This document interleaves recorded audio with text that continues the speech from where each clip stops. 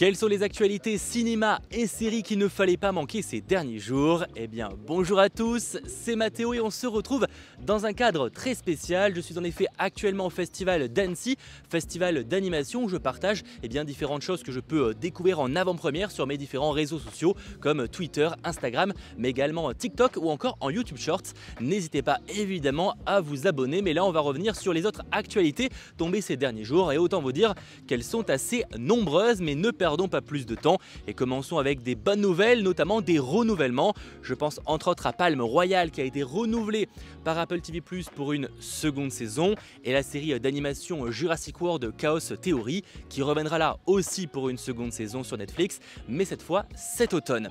Côté par contre mauvaise nouvelle, on apprend que Tokyo Vice ne reviendra pas pour une troisième saison sur Max.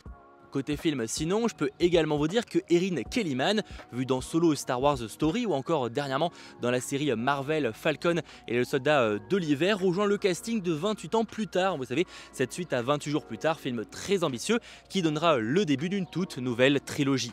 D'ailleurs en termes de casting, on a enfin appris qui va incarner Vaiana dans la version live action qui sortira en 2026 aux côtés donc de Dwayne Johnson qui reprendra évidemment ce rôle en live action. Ce sera donc l'actrice Catherine Lagaya. Rendez-vous le 10 juillet 2026 pour le découvrir au cinéma. Pour ceux qui sont très intéressés par Vaiana, j'aurai très bientôt l'occasion de découvrir en avant-première les premières images de Vaiana 2, donc pense à t'abonner pour ne rien manquer. On en revient sur les actualités live action avec une excellente news que j'ai en partie déjà abordée sur la chaîne dans une vidéo dédiée. Pour plus d'infos, n'hésitez pas à aller voir ça, elle sera donc disponible en haut à droite. Mais oui, un nouveau film Hunger Games est en préparation. On apprenait donc qu'un nouveau roman sortirait en mars 2025. Eh bien, bonne nouvelle, l'adaptation de ce même roman sortira quasiment un an plus tard, en novembre 2026. Faut dire qu'après le succès qu'a été la balade du serpent et de l'oiseau chanteur, on imagine que le studio a très vite voulu développer une suite. Et encore, quand je dis suite, on n'en est pas vraiment, on reste donc sur un préquel à la saga principale Hunger Games, et on est sur un film qui prendra place après la balade du serpent et de l'oiseau chanteur, 40 ans plus tard, lors des 50e Hunger Games, l'édition où Haymitch a participé. A noter que Francis Lawrence, qui s'est occupé de réaliser les derniers opus, est en pourparlers pour s'en occuper, et honnêtement il y a de grandes chances qu'il s'en charge.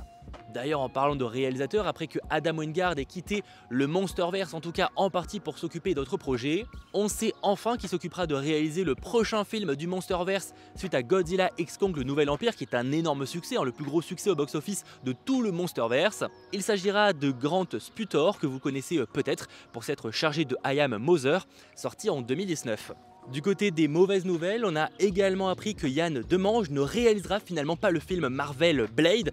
Clairement on est sur une grosse galère, ça fait longtemps que ce projet est en préparation, ça n'avance pas, on en est quand même au deuxième réalisateur et à 5 scénaristes au total et ce n'est peut-être pour l'instant pas encore terminé. En tout cas ce film Blade avec normalement Mahershala Ali, si évidemment il ne quitte pas le projet, devrait sortir en novembre 2025, donc là-dessus encore un peu de patience.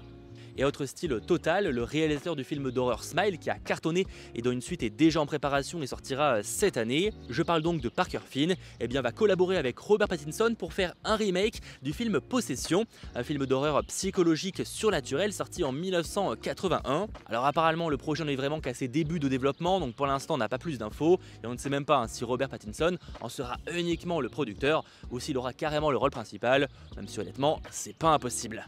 Du côté des réalisateurs, je peux également vous dire que Steven Caple Jr., qui s'est notamment occupé de réaliser Creed 2 ou encore dernièrement le film Transformers Rise of the Beast, va s'occuper d'une série télévisée pour Netflix, un remake de Man on Fire, où Yahya Abdul-Mateen II aura le rôle principal. Et d'ailleurs en parlant série de manière générale, il y a un revival de la série policière White Collar, aussi connue en France sous le nom de FBI duo très spécial, étant préparation avec le retour du casting. Autant vous dire que moi en tant que fan de ce programme, j'ai très hâte d'en apprendre plus à son sujet, mais patience, on en est clairement au début du développement. Ce qui nous permet pour terminer cette dose d'actualité de parler de deux séries qui vont s'arrêter avec leur nouvelle saison, notamment The Boys. Oui, je vous annonçais dernièrement qu'elle était déjà renouvelée pour une 5e saison alors que la saison 4 vient tout juste de commencer sa diffusion sur Prime Video.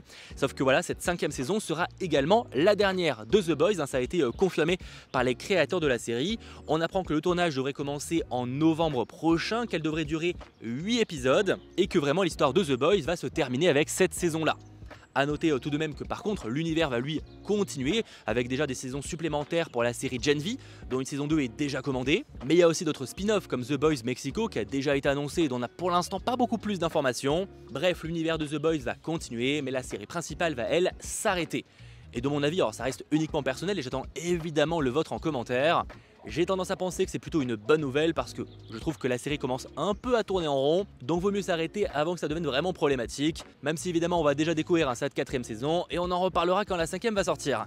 Et si vous avez suivi, j'ai bel et bien parlé de 2 séries qui vont s'arrêter avec leur saison annoncée. C'est également le cas de Arcane du côté de Netflix, où la série prenant place dans l'univers de League of Legends et développée par Fortiche, eh bien se terminera avec sa 2nd saison qui est prévue en novembre. D'ailleurs un teaser est sorti pour l'occasion, franchement c'est encore une fois magnifique, mais ça on en reparlera sur la chaîne très bientôt parce que j'ai notamment eu l'occasion d'interviewer les en partie créateurs et responsables de Fortiche.